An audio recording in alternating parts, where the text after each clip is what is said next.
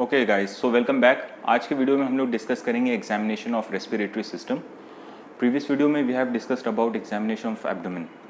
आज examination of respiratory system में before we discuss, आज के टाइम पे we all know that there is a COVID era जिसमें there is lot of breathlessness. Patients are complaining of breathlessness, dyspnoea, sputum, fever, cough. ये सारे के सारे जितने भी सिम्टम्स है, this all comes into our today's topic.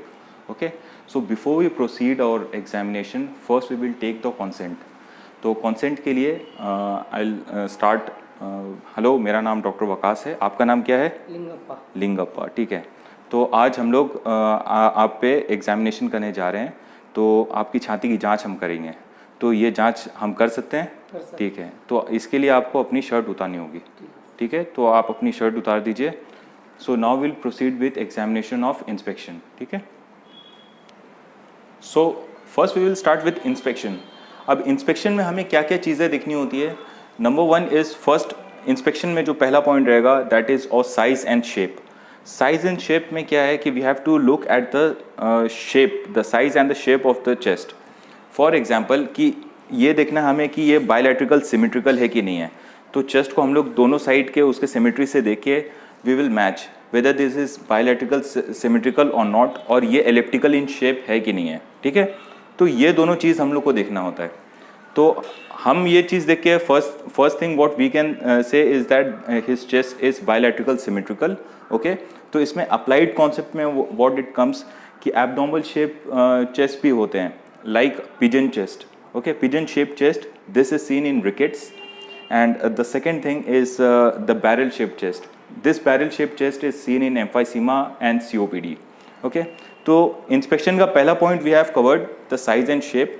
The second thing which we will see is the movement of the chest.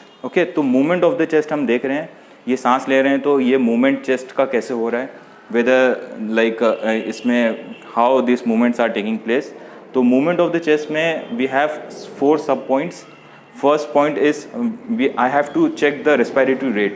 So always remember that whenever you are examining the respiratory patient, respiration जब भी आप examine कर रहे हो तो you have to stand on the right side of the patient and you have to observe. तो पहले मैं इनका respiratory rate observe कर रहा हूँ। ये जैसे जैसे इनका chest का expansion हो रहा है तो वो मैं respiratory rate observe कर रहा हूँ, और इनका around जो respiratory rate है that is around 16 per minute. Okay, तो नॉर्मल जो रेस्पिरेटरी रेट होता है that is around 12 to 18 per minute. Then the second is the rhythm. ये हम movement of the chest wall we are discussing. Okay, the second thing is the rhythm. Now the rhythm what we need to see is कि इनका rhythm जो है movement of the chest में whether this is going normal और abdominally, ठीक है। तो we can से कि yes the rhythm is also normal. Okay, now third thing is the type of breathing. Now type of breathing में we can see कि whether this is this is abdominothoracic or thoracoabdominal. अब यहाँ पे हम देख सकते हैं कि इनका whenever he is respirating इनका ये movement जो abdomen में है ये ज़्यादा दिख रहा है, तो that is abdominothoracic. Males में the respiration is abdominothoracic, whereas in females the respiration is thoracoabdominal. Okay, okay. The fourth one is the expansion of the chest. अब एक्सपेंशन ऑफ द चेस्ट में वी हैव टू ऑब्जर्व कि इनका जो expansion है that is equal on both the sides, कि anteriorly ज़्यादा हो रहा है कि पोस्टीरियरली ज़्यादा हो रहा है, वैसा टाइप है। तो I am observing this from anterior aspect also and ये पोस्टीरियर एस्पेक्ट ऑल्सो कि इनका एक्सपेंशन जो हो रहा है चेस्ट का वो कैसा हो रहा है। तो दिस इज एक्सपेंशन जो हो रहा है वो इनका एकदम सिमेट्रिकली हो रहा है, on both the sides equal है वो। ओके, तो here we have discussed about the movement of the chest. पहला था size of the chest, size and shape. The second is the movement of the chest. Now the third is the accessory muscles of respiration. Now inspiration जब भी ये कर रहे हैं तो इनके जो मसल्स हैं वेदर दिस ये जो एसेसरी मसल्स हैं ये वर्क कर रहे हैं कि नहीं कर रहे हैं, whether it's working or not, that we have to see. तो he is normally he is breathing, his accessory muscles are not working. Okay, इनका जो एसेसरी मसल्स है these are not working. So here his accessory muscles are not working. अगर accessory muscles are working, that means that conditions are like उसको breathlessness हो रहा है, उनको extra effort लगाना पड़ रहा है. That is the main reason why his accessory muscles are working. You know, तो accessory muscles कौन कौन से होते हैं in inspiration? Your accessory muscles are your sternocleidomastoid, and then it is serratus anterior, scapular elevator, and splenic and erector spinae. और expiration में it is internal intercostal muscle and abdominal muscle. Okay, so ये था हमारा third point, that was accessory muscles of respiration. The fourth thing is the position of the trachea. अभी मुझे इनका position of trachea देखना है, इनका trachea का position कैसा है, I have to observe this. तो ये जो trachea का जो position है, that is obviously बात है, this is on the central part, ये कहीं पे भी deviated नहीं है. अगर trachea deviated ऐसा कहीं पे होता है तो that is an abnormality, that is like we have to compare the, अगर suppose इनका trachea is deviated towards this side, तो यहाँ का जो sternocleidomastoid muscle रहेगा, that will be more prominent, and this will be called as the trail sign. Okay, okay. तो इसमें यही था position of the trachea में, we have to observe whether it's central, deviated to right or deviated to left, ऐसा type we have to see. ठीक है, तो इनका basically जो trachea जो है वो centrally placed है. And the fifth is the position of the apex beat. Position of the apex beat, यहाँ पे जहाँ पे apex होता है वो apical impulse. Basically apex beat is something which we feel, but impulse is something which we observe. Okay, तो ये जो इनका position of the apex beat है, ये जो apical impulse है, that we have to observe standing in the right of the subject. I have to basically observe his apical impulse. ठीक है, तो यहाँ पे तो ऐसा कुछ मुझे इम्पल्स इनका फील नहीं हो रहा है, बट दो सब्जेक्ट्स और patients who are very much thin, जिनके इंटरकॉस्टल रिब्स एंड स्पेसेस आप काउंट ऐसे देख के ही काउंट कर सकते हो, तो उसमें आपको अपाइकल इम्पल्स उनका दिखेगा.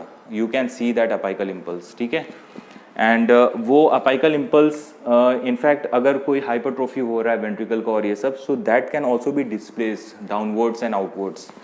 Okay, so we have discussed about inspection. Okay, so and of course this position of the apical apex beat or apical impulse, this can also be displaced when there is diseases of the lungs or pleura or any heart disease, any hypertrophy or this all. ठीक है, ठीक. Okay, so now we'll be proceeding with the palpation part. अब palpation part में what we have to see, first I'll explain you the zones in palpation. Palpation में याद रखो कि ये जो सामने वाला जो है, यहाँ पे you will have the supraclavicular zone. Okay, clavicle के जो ऊपर है, this is the supraclavicular zone. Then you have the mammary region. Then after this mammary we have inframammary region. Okay, okay. Then उसके बाद यहाँ पे axillary reason है, फिर एक्सिलरी के जो नीचे है that is infra axillary. Okay, and posteriorly जब आएंगे हम लोग, तो पोस्टीरियरली में जब आप इसका, आप थोड़ा पीछे ऐसा घूम जाइए, एकदम वो साइड, मुंह वो साइड कर दीजिए. हाँ, पोस्टीरियरली में अगर हम देखेंगे तो पोस्टीरियरली में वी हैव दिस, ये स्कैपुला है, तो इसके ऊपर जो है supra scapular and infra scapular region. ठीक है, तो ये सब टोटल जोन्स या रीजन हम लोग बता सकते हैं. इसमें हम लोग पैल्पेट करेंगे, हम लोग पैल्पेट करके देखेंगे. अब आप सीधा देखिए, ठीक है, आ जाइए, सीधा घूम जाइए. अब what topics we will be doing, what topics will be going through, ये इंपॉर्टेंट होता है. तो पैल्पेशन में जो पहला टॉपिक होगा that is the size and shape. Size and shape में first we have to look at the symmetry. इसका सिमेट्री देखेंगे whether it's symmetrical or asymmetrical. तो सिमेट्रिकल पैल्पेशन देखने के लिए via the help of the measuring tape हम लोग इनका जो है एंटीरो पोस्टीरियर डायमीटर और ये पूरा सर्कमफ्रेंस हम लोग मेजर करेंगे. Like first thing we will measure the anteroposterior diameter, the second one is the transverse diameter को measure करेंगे, and the third is the circumference को. जब भी आप deep inspire, एक बार गहरी सांस लीजिए, बस होल्ड करिए. अब ये deep inspire किया है, then we will measure his circumference की कितना है, and एक बार deep गहरी सांस छोड़िए एक बार, ओके, फिर हम लोग we will measure his circumference की how much it's there. Okay, तो इंस्पिरेशन एंड एक्सपिरेशन में circumference will measure with the inch tape. Then second comes the movement of the chest. ये बहुत इंपॉर्टेंट टॉपिक है इसमें कि we have to see how this movement, this expansion of his chest is taking place. तो अभी movement of the chest के लिए क्या करना है कि वी हैव टू प्लेस और बोथ द फिंगर्स. मैंने यहाँ पे बोथ द फिंगर्स यहाँ पे प्लेस किया, इनके यहाँ पे स्टर्नम में, ठीक है, थंब को. एंड ये जैसे जैसे आप थोड़ा यहाँ पे ऐसा हो जाए, हाँ बस, ये जैसे जैसे सांस लेंगे तो आई हैव टू सी कि whether this is equally expanding और नॉट, ठीक है। तो आप एक सांस लीजिए, गहरी सांस लीजिए, ठीक है। तो आई हैव टू, हाँ छोड़िए छोड़िए, ठीक है, फिर से सांस लीजिए, ठीक है, छोड़िए, ठीक है। So what I am noticing here is that I am noticing the distance between the thumb, ये जो थंब के बीच में जो डिस्टेंस है, weather this is equally expanding और नॉट। अगर मान लो कि अगर इनके लेफ्ट लंग में कोई परेशानी है तो यहाँ पे दिस माई ये thumb will be not be expanding properly, symmetrically expand नहीं करेगा, एक साइड ज़्यादा होगा दूसरी साइड कम होगा, ठीक है। सो एंटीरियर एस्पेक्ट में आपको ऐसे ही देखना है। सेम थिंग हैपन्स जब मैं यहाँ पे इनका अगर ये पोस्टीरियर एस्पेक्ट पे देखता हूँ तो उसमें भी I will go with the same thing, ठीक है। तो आप ऐसा पीछे घूम जाइएगा एक बार, ओके।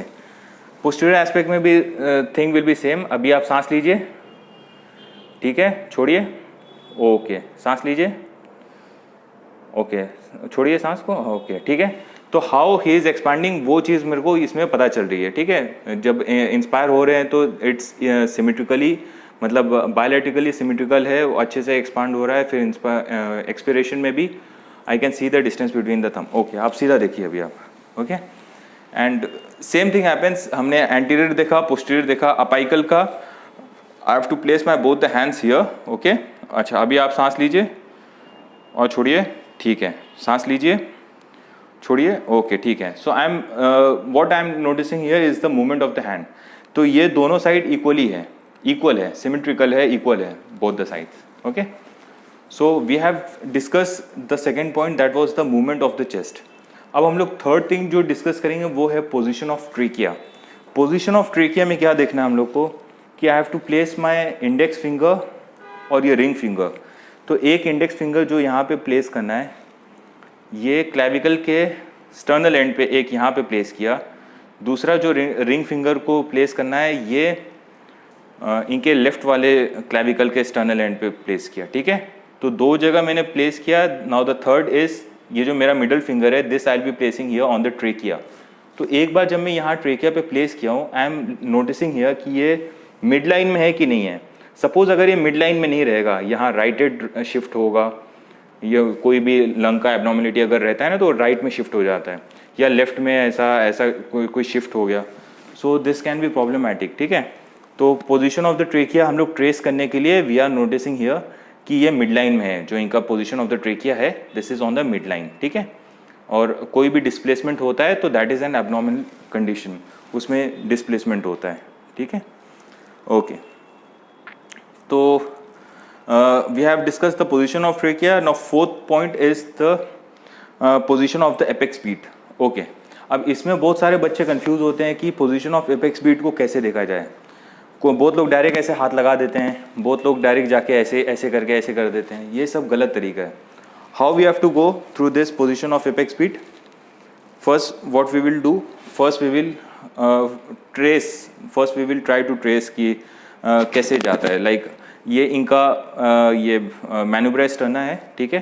तो यहाँ से जैसे मैंने इनको यहाँ से ट्रेस किया तो ये सेकंड रिप है, फिर उसके बाद ये second intercostal space, third rib third intercostal space, fourth rib fourth intercostal space, fifth rib के बाद ये फिफ्थ इंटरकॉस्टल स्पेस है, ठीक है। तो यहाँ पे I will place my hand, मैंने यहाँ पे हैंड प्लेस किया, ओके। तो हैंड प्लेस करने के बाद आई हैव टू सी कि मेरे को बीट कहाँ सबसे ज़्यादा फील हो रही है। Then I have to place my ulnar border here, ये अनल बॉर्डर को मैंने यहाँ पे प्लेस किया, ठीक है। तो यहाँ पे प्लेस करने के बाद जो बीट जहाँ पे सबसे ज़्यादा मैक्सिमम मेरे को फील हो रही है, there I have to put my hand here, okay. मैंने यहाँ पे हैंड प्लेस किया, यहाँ पे I am getting the maximum beat which is felt, this is the apex beat, ठीक है। तो एपेक्स बीट का याद रखना कि एपेक्स बीट को देखने के लिए 3 स्टेप्स होते हैं, बस 3 स्टेप्स होते हैं। पहला ये होता है कि you have to place the hand, okay.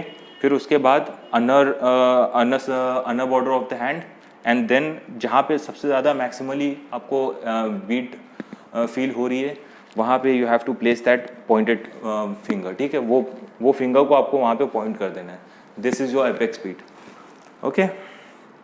तो this apex beat can be like displaced in, अगर इनको हाइपरट्रोफी हो रहा है हार्ट का, अगर लेफ्ट वेंट्रिकुलर हाइपरट्रोफी हो गया तो this can be displaced downwards and outwards, ठीक है। एंड ये भी एक क्वेश्चन पूछा जाता है कि एपेक्स स्पीड जो है पोजीशन वो कौन से उसमें मिलता है, तो that is in the 5th intercostal space, okay. And this is 7 centimetres lateral to the mid clavicular, okay. चलो we'll start with this. The 5th one is the pulse respiration ratio, ठीक है। तो pulse respiration ratio is कि pulse जो है this is your आपने pulse को measure किया, तो आपने जैसे इनका pulse को measure किया, ये pulse जो आ रहा है something around 80 अगर मुझे मिल रहा है, and इनका जो respiratory rate है this is around 15, तो 80 divide by 15 pulse divide by the respiration rate, तो उसका आंसर समथिंग 5 आएगा। This is your pulse respiration ratio. Now 6th one is the tactile vocal fremitus. अब ये टेक्टाइल वोकल फ्रेमिटस में what we have to see, we have to go through like जो भी इनका intercostal space है उसमें I have to place the ulnar border of the hand, okay. और he will be producing a sound, और वो sound को मेरे को दोनों को कंपेयर करना है और देखना है कि वो जो मेरे को टेक्टाइल परसेप्शन ऑफ वाइब्रेशन है that is equal on both the sides और नॉट, ठीक है। तो ये एक्ट ऑफ फोनेशन में आई हैव टू ऑब्जर्व। तो मैं इनको बोलूँगा आपको क्या करना है कि आपको ऐसे 1 1 1 ऐसे बोलना है, ठीक है, ठीक है। तो आप बोलो एक बार 1 1 1 1 1 1 1 नहीं नहीं, एक ही स्पीड में बोलना है, 1 1 1 1 1 ऐसे बोलना है। 1 1 1 1 1। वेरी गुड, ठीक है। तो आप ऐसे ही बोलते रहो 1 1 1 1, एक ही स्पीड में ऐसे बोलते रहो, मैं देखूंगा, ठीक है। चलो बोलो 1 1 1 1 1 1 1 1 1 1। ठीक है, एक मिनट। तो ये जब भी बोल रहे हैं वन थिंग, एक बच्चे जो एरर करते हैं वो क्या करते हैं कि सपोज ही इज सेइंग 1 1 1, आप जैसे 1 1 1 3 बार बोलोगे तो मैं यहाँ पे आपका ऑब्जर्व करूँगा, फिर जैसे आपका ये ख़त्म होता है, जब आप सेकेंड टाइम 1 1 1 बोलोगे नेक्स्ट फेज जो रहेगा then I will observe here, ठीक है। तो ऐसे फेज में जाना है। अक्सर बच्चे क्या करते हैं वो 1 1 बोलते रहता है, लोग ऐसे ऐसे देखते रहते हैं, ऐसा नहीं है। एक फेज जब खत्म होगा 3 बार अगर वो 1 1 1 एक फेज में अगर खत्म करेगा देन उसके बाद I have to go to the opposite side, वही सेम साइड पे वही सेम इंटरकोस्टल स्पेस में आई विल मेजर। तो ये बोलेंगे 1 1 1 तो मैं वहाँ पे मेजर करूँगा, ठीक है, ओके, समझ गए। तो अभी आपको 1 1 1 ऐसा बोलना है, फिर 1 1 1 1 1 1 ऐसे आप बोलिए, ठीक है। 3 3 बार। हाँ, तो एक नॉर्मल स्पीड में बोलिए, ज़्यादा तेज नहीं बोलिएगा, ठीक है, ओके। 1 1 1 1 1 1 1 1 1 1 1 1 ओके 1 1 1 ओके 1 1 1 ओके 1 1 1 हम्म 1 1 1 ओके 1 1 1 1 1 1। ओके, आप एक बार पीछे घूम जाइएगा, ओके, ठीक है, ओके। इसमें भी आप बोलिए एक बार 1 1 1 1 1 1 1 1 ओके। 1 1 1 1 1। अच्छा, एक और एक चीज़ ये भी है कि अगर if you want to palpate this you have to expose the whole back.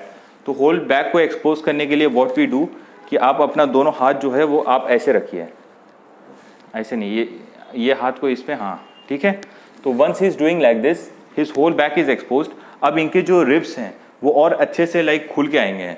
Then I have to compare this like अगर इनका 4th इंटरकोस्टल स्पेस है यहाँ पे, तो I have to compare this with the opposite one. तो आप बताइए, बोलिए बोलिए 1 1 1 1 1 1 1 1 1 हम्म 1 1 1 1 1 1 1 1 1 ओके 1 1 1। ठीक है। तो what I am observing here, I am observing the tactile vocal fremitus. इसका मतलब ये है कि जो tactile perception of vibration which I am feeling here that is communicated with the chest wall, okay, and this is communicated during the act of phonation. So I have to compare this his right side with the left side. तो ये vibrations जो है वो similar है कि नहीं है। I have seen this on the anterior side and posterior side. अब axillary side पे देखना रहेगा। अच्छा, आप इधर हो जाओ, ठीक, नहीं इधर हो जाओ, हाँ, ठीक है। एक्सिलरी के लिए यू हैव टू आपको दोनों हाथ ऐसा कर दो, ठीक है, ऊपर, नहीं ऐसे नहीं, ऊपर ऊपर ऐसा ऐसा जैसा हीरो लोग की तरह करते ना, हाँ, नहीं हाँ, करो ना ऊपर, हाँ, ठीक है, ऐसा, हाँ, ऊपर, ठीक है। तो आप एक्सिलरी के लिए I have to measure this, axillary region में आई विल मेजर, एक बार बोलो 1 1 1 1 1 1 ओके 1 1 1 ओके 1 1 1 ओके 1 1 1 ठीक है, तो आई हैव मेजर्ड दिस, ठीक है रख दो। तो एक्सिलरी के लिए he has to expose this axilla and then I have to go through and I have to measure कि ये दोनों साइड का जो राइट एंड लेफ्ट है वो दैट इज़ जो इनका टेक्टाइल वोकल फ्रेमेटस है that is equal on both the sides और नॉट। अब ये टेक्टाइल वोकल फ्रेमेटस कौन सी कंडीशन में इंक्रीज हो जाता है? So this is increased in conditions like pneumonia में, कंसोलिडेशन में it gets increased and whenever there is any pleural effusion or this or something तो टेक्टाइल वोकल फ्रेमेटस जो होता है वो डिक्रीज होता है। Okay, so now will be proceeding with percussion, ठीक है, so stop. Okay, so will start with this percussion. Percussion में क्या करना है कि मुझे I have to percuss this and I have to see कि इसमें जो साउंड प्रोड्यूस हो रहा है दैट इज रेजोनेंट और डल। ओके, सो इसको सपोज एक पॉइंट इसमें ये है कि अगर I am percussing here, I am percussing on the right side, simultaneously I have to compare this with the left intercostal space, ठीक है। तो अभी परकस में कर रहा हूँ यहाँ पे, तो I am percussing his like right intercostal space, तो इसमें okay okay okay okay, so the sound which is produce is resonant. अगर इसमें कोई फ्लूइड बढ़ता है या देर इज एनी एबनॉर्मेलिटीज तो वो साउंड जो रहेगा दैट विल बी प्रोड्यूस डल। और अदरवाइज अगर आप यहाँ पे लिवर वाले एरिया में, सपोज यहाँ पे जो लिवर है that starts at the space of 6 intercostal space, तो यहाँ पे if I am percussing this so here I will be getting dull sound, लेकिन यहाँ पे I am getting resonant sound, ठीक है। सेम थिंग है कि आपको यहाँ पे भी परकशन करना होता है and you have to see कि वो जो परकशन है the sound which is produce is resonant और डल।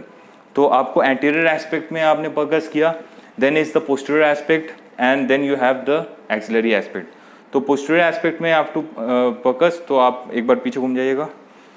ओके, ठीक है। पोस्टीरियर एस्पेक्ट में जब भी आप परकस कर रहे हो तो यहाँ पे पोस्टीरियरली आपको दोनों अपना हाथ ऐसे कर देना है। ओके, ठीक है, and his back is expose. तो now I compare this with the opposite side. Okay okay, ठीक है, तो द साउंड इज रेजोनेंट। और जब एक्सिलरी का देखना होगा, आप सीधा देखो अभी। अच्छा, जब एक्सिलरी सरफेस को करना होगा तो आपको अपना दोनों हाथ ऐसा उठाना होगा, दोनों हाथ उठा दो, ऊपर उठा दो, एकदम अच्छे से उठा दो, हाँ ठीक, सीधा देखो, हाँ। तो एक्सिलरी में I will go like this, okay, I will go like this, ठीक है। ओके, चलो। So here we have done, we have completed the percussion on the anterior surface, posterior surface and axillary surface. Now we will go with auscultation. Okay. अब auscultation में क्या चीज़ देखना है कि we have to go into 4 topics, sub topics. जो पहला सब topic रहेगा that is the air entry. Air entry we have to observe this, we have to auscultate this on both the sides. तो अभी यहाँ पे मैं अपना ये जो चेस्ट पीस है I'll be keeping this और I have to observe on both the sides, ठीक है। तो इनका एयर एंट्री देखना है कि वेदर दिस इज, मतलब ऑस्कल्टेट करके देख रहा हूँ तो बोथ द साइड्स इक्वल होना चाहिए। तो आप सांस लीजिए एक बार, छोड़िए छोड़िए, सांस लीजिए और छोड़िए, ठीक है ठीक है। तो air entry I will be comparing this on the anterior surface. Anteriorly आपको देखना है, फिर आपको पोस्टीरियरली देखना है, then after anterior and posterior you have to go to the axillary surface, ठीक है। तो ये 3 चीज़ का आपको एयर एंट्री मेजर करना होता है। Once you are done you have to compare, मतलब वो एयर एंट्री को you have to notice that it is equal on both the sides, right and left में दोनों में इक्वल होना चाहिए, ठीक है। Then second comes the type of breathing. अब टाइप ऑफ ब्रीदिंग में वही सेम चीज़ है कि जो चेस्ट में है that is the anterior, posterior and axillary. This is whether this is vesicular breath sound and bronchial breath sound, ठीक है। वेसिकुलर ब्रेथ साउंड जो होता है this is heard all over the lung parenchyma, okay, and this is heard all over the lung. Like आप कहीं पे भी lung पे सुनोगे तो आपको वेसिकुलर ब्रेथ साउंड मिलेगा। और जो ब्रोंकियल ब्रेथ साउंड होता है that is only produce on this surface, ठीक है, जिसको ट्रेक्यू ब्रोंकियल ट्री बोलते हैं, यहाँ पे प्रोड्यूस होता है। तो ऑस्कल्टेट जब भी आप करोगे, सपोज वेसिकुलर कर रहे हो तो आपको like vesicular whenever you are auscultating, आपको अच्छे से पूरे लंग में आपको वेसिकुलर यू कैन हियर, ठीक है, this is your vesicular breath sound, ठीक है। बट ट्रेक्यो ब्रोंकल जो ये ब्रोंकियल ब्रेथ साउंड्स होते हैं that is heard over the tracheobronchial tree, तो आपको वही लेवल पे जाके ऑस्कल्टेट करना होता है। Now these both the vesicular and the bronchial breath sounds, these both have distinguishing features, okay. What is there कि जो vesicular breath sound होता है that is like पहला point है कि vesicular breath sound is heard all over the tree, bronchial breath sound जो होता है वो tracheobronchial टी में सुनाई देता है।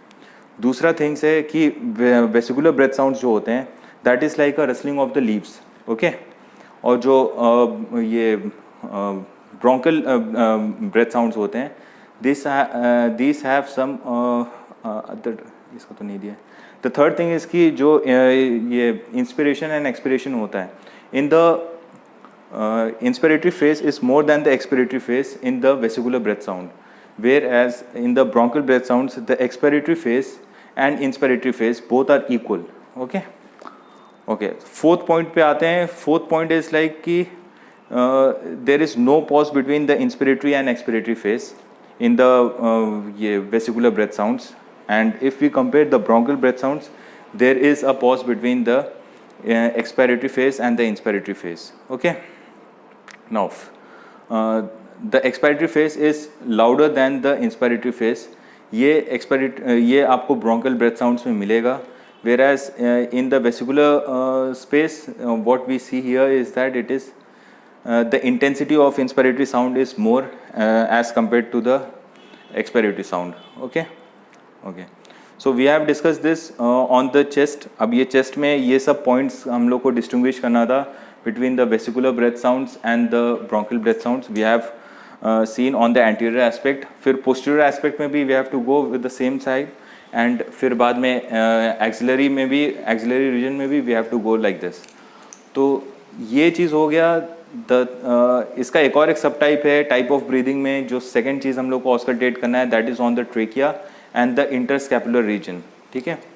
तो ट्रेकिया और इंटरस्कैपुलर रीजन में we have to auscultate this. एक बार ट्रेकिया में we if you auscultate this area, ठीक है, तो ये ऑस्कल्टेट करने के बाद लाइक एक बार ट्रेकिया में ऑस्कल्टेट कर दिया then we will go through. अब पीछे घूम जाओ एक बार, okay, then we will go through this interscapular space. ये जितना भी इंटरस्कैपुलर स्पेस है यहाँ पे I have to go and I have to basically auscultate, कि सांस ले रहे हैं तो अच्छे से सब what kind of sound I am auscultating, ठीक है। फिर third thing comes is your abnormal sounds. अब ये एबनॉर्मल साउंड्स क्या होते हैं, सीधा आप देखिएगा। अच्छा, एबनॉर्मल साउंड्स क्या होते हैं? Abnormal sounds are like these are wheeze and crepitus, ठीक है। तो वीज एंड क्रेपिटस, जब भी आप वीज सुनोगे तो वीज is like a whistling sound which is produce. तो अगर कहीं पे भी कोई सा भी एबनॉर्मलिटीज़ रहेगा तो आपको वीज में विस्लिंग साउंड सुनाई देगा। एंड क्रेपिटस ऐसा होता है कि अगर सपोज कोई हेयर है एंड हेयर को लाइक उसको क्रश करता है तो कैसे वो एक साउंड प्रोड्यूस होता है, that is called as the crepitus, okay. These are abnormal sounds and these are seen in abnormal conditions. Now the fourth one is vocal resonance. We have discussed the vocal fremitus. हमने discuss किया था vocal fremitus की during palpation हम we have to compare the simultaneous to the opposite side. Like अगर मैं इसका third intercostal space अगर मैं देखता हूँ तो I have to go through his left third intercostal space and then I have to notice. तो वो palpation में था tactile vocal fremitus. ऑस्कल्टेशन में you have vocal resonance, okay. तो वोकल रेजोनेंस क्या होता है? वोकल रेजोनेंस में I have to go through vocal resonance में हाउ हैव टू गो, आपको वही 1-1-1 बोलना है, 1-1-1 1-1-1 and then I have to auscultate on the opposite side, ठीक है। तो आप बोलो 1-1-1 1-1-1 1-1-1 1-1-1 1-1-1 1-1-1, ठीक है। तो सेम थिंग वोकल रेजोनेंस में भी वही तीन सब हेडिंग में देखना है, एंटीरियरली देखना है, पोस्टीरियरली देखना है एंड देन एक्सिलरी देखना है, ठीक है. This was our vocal resonance. So here we have completed our auscultation process. So guys, in this video we have completed a whole examination of respiratory system in detail. We have completed the inspection part, the palpation, the percussion and auscultation. तो ये था as per the MUHS pattern. So thank you very much guys for listening. ठीक है.